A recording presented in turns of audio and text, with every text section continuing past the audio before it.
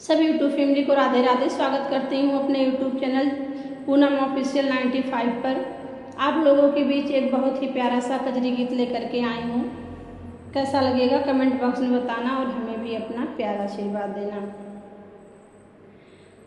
इस